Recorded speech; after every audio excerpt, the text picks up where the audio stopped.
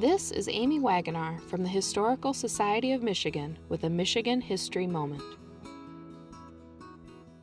Owosso native, author, and conservationist James Oliver Curwood was one of the world's highest paid and most widely read authors of the early 20th century, but he never lost his love for his home state of Michigan.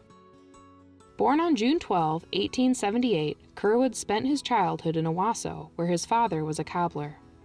Though he never completed high school, Curwood entered the University of Michigan in 1898 to study English and journalism, but he left college after 2 years to work as a reporter for the Detroit News-Tribune. He remained with the newspaper until 1907, leaving to pursue a career in writing fiction. Possessing a fondness for nature and the outdoors, Curwood often traveled to Alaska and the Canadian Northwest to hunt, explore the region, build cabins, and write stories. Those trips provided him with inspiration to write wilderness adventure stories, such as Kazan in 1914, The Grizzly King in 1916, and The River's End in 1919. Many of Curwood's novels are set in the American Northwest and include animals as main characters. Curwood's career spanned 2 decades, during which he wrote more than 35 novels and contributed hundreds of stories and articles to magazines. His most successful book, The River's End, sold more than 100,000 copies in its first edition and became the 4th best-selling work in the United States in 1920.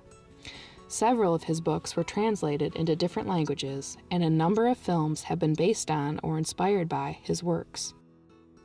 By 1922, Curwood's success as a writer and remarkable wealth allowed him to build an 18th-century French-style chateau in his hometown of Owosso, which he named Curwood Castle. Overlooking the Shiawassee River, the castle served as both Curwood's writing studio and a space to entertain guests. At first an avid hunter, Curwood gradually became a conservationist as a result of his travels through the American Northwest. His infatuation with the environment and a desire to preserve Michigan's natural resources led to his appointment to the Michigan Conservation Commission in 1927. While on a fishing trip in Venice, Florida in 1927, Curwood was bitten by what he thought was a spider. Within months, the Michigan writer was dead, succumbing to an infection at his home in Owosso and being buried at the Oak Hill Cemetery in town. He was just 49 years old. This Michigan History Moment was brought to you by MichiganHistoryMagazine.org.